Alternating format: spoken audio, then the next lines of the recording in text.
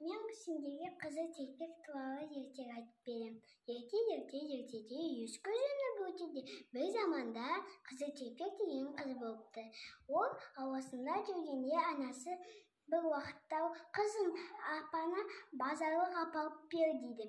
Сосын қыз жолға қорықпай шыға береді. Ал аяқта сол қатыгез қасқыр мекендейтін. Ол туралы қыз білмей жолға қорықпай шыға береді. Сосын қасқыр мен қыз кездесіп қалады. Қасқыр сұрайды, ал қыз сосын барлық мән-жайды оған баяндап береді. Сосын әжесінің қайда тұратынын сұрап алып, сол жаққа жүре бастайды. Сосын әжесінің есігіне тоқылдатады. Бұл кім десе, әжесі, мен ғой сенің кішкентай немерең қызыл телпек дейді.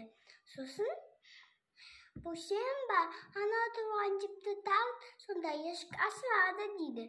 Сосын, бөтен болып көрген қасқыр, сосын әжесін бір жұтып, әдияды замал болып, қызыл телпек келгенін күтеді.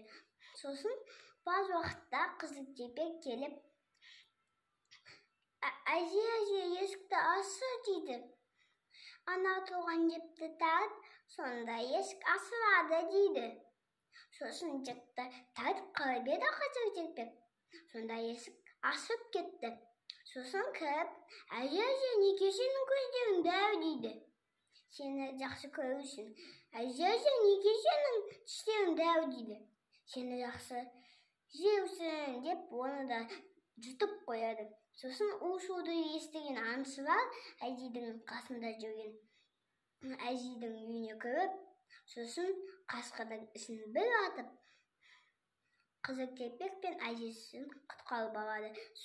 Ал тірі қалған қызыл телпек пен әжесі оларға алғыс білдіреді.